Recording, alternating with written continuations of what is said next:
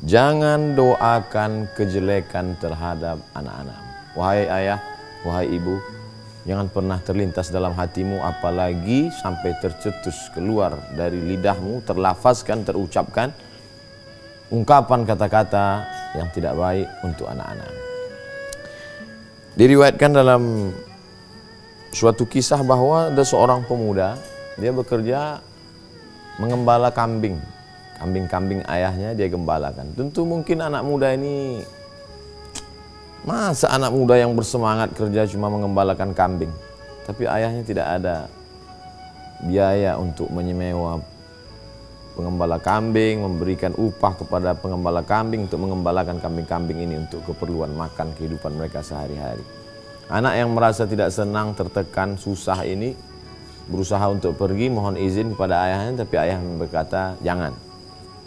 Untuk sementara bantulah ayah.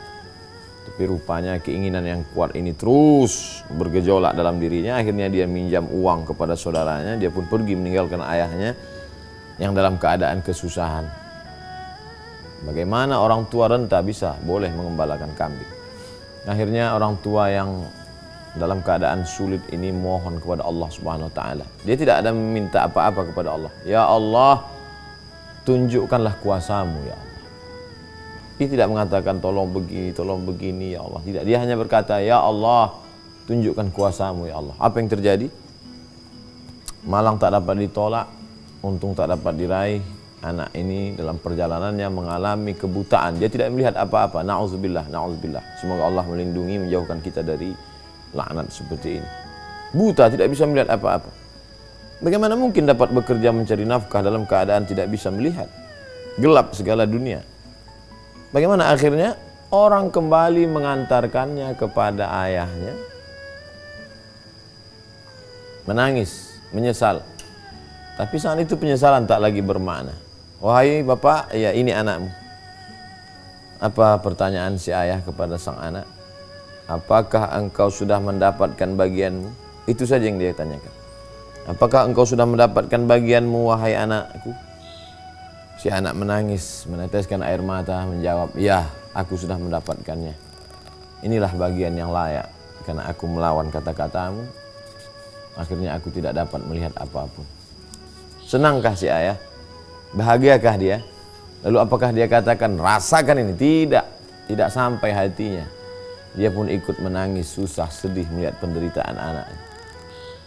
Lalu kemudian apa yang dia lakukan? Di tengah malam dia berwudu, bermunajat, berdoa, mohon kepada Allah Subhanahu wa taala. Lalu kemudian dia keluarkan lidahnya, dia jilat mata anaknya yang buta itu. Innama amruhu idza arada syai'an ay yaqula lahu kun fayakun. Allah menunjukkan kuasanya, maka seketika itu juga sang anak dapat melihat kembali. Allah kembali menunjukkan kuasanya, si anak dapat melihat dunia terang benderang. Begitulah kalau Allah berkehendak. Maka setelah Allah Subhanahu wa taala orang tua. A'udzubillahi minasyaitonir rajim. Wa qada rabbuka alla ta'budu illa iyyah. Allah sudah mewajibkan kepada seluruh umat manusia supaya menyembah, beribadah hanya kepada Allah, jangan sembah pada yang lain. Setelah Allah, wabil walidaini ihsana, kepada kedua orang tua maka berbuat baik. Begitu hebatnya Allah langsung orang tua.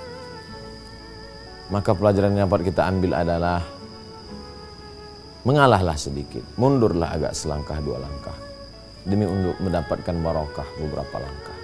Anak ini meninggalkan sang ayah, meninggalkan kambing-kambing untuk apa? Mencari rezeki, mencari makan. Makan itu dari mana? Dari Allah. Kuasa untuk memberikan rezeki itu siapa? Allah.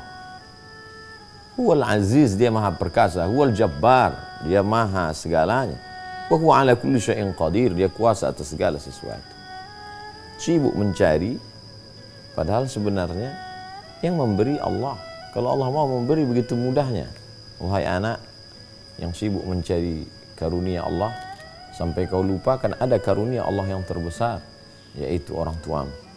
Oleh sebab itu maka pelajaran yang amat sangat berharga dari kisah singkat pendek ini adalah bahwa begitu kuasanya Allah Subhanahu wa taala menghilangkan cahaya dari mata sehingga mata tak lagi dapat melihat, na'udzubillah. Dan kuasa juga Allah Ta'ala mengembalikan pandangan cahaya itu. Di akhir kisah ini, suatu ketika ada seorang anak menyakiti, menyusahkan ibunya. Kemudian ibu ini emosi, hilang kontrol kendali. Lalu apa kata dia? Pergilah, semoga Allah mencabut nyawamu. Masya Allah, jangan sampai keluar kata-kata itu dari mulutmu, wahai ibu. Jangan sampai mereka berenang dalam genangan air matamu. Semarah apapun, jangan sampai kau katakan kalimat yang dimurkai Allah Subhanahu wa Ta'ala. Anak itu pergi, dia menyeberang jalan.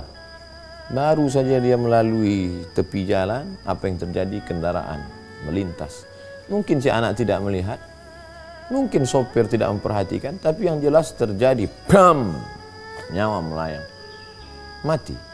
Begitu cepatnya nyawa berlalu keluar dari jasad, hanya doa seorang ibu. Wahai ayah, wahai ibu, semarah apapun engkau, doakan kebaikan. Wahai anak, seemosi apapun jangan pernah kau lawan. Diam adalah lebih baik. Tidak sanggup lagi diam, tidak sanggup lagi diam. Sampai akhirnya Allah Subhanahu wa Ta'ala memberikan balasannya kepada engkau. Karena tidak dapat kau balas budi baik mereka. Apakah dapat engkau balas bagaimana titik peluh keringat air mata ayah mencarikan makan yang halal sehingga engkau bisa menuntut ilmu? Dapatkah engkau balas bagaimana rintihan mereka saat melahirkanmu, menyusukanmu, melahirkanmu, meregang nyawa? Berapa banyak angka kematian ibu. Oleh sebab itu anak-anak bersabarlah, orang tua juga tataplah dengan tatapan keridhaan, kesenangan, kebahagiaan. Mudah-mudahan di hari baik, bulan baik yang mulia ini Allah senantiasa menganugerahkan kesabaran bagi ayah dan ibu. Begitu juga dengan anak. Terima kasih. Assalamualaikum warahmatullahi wabarakatuh.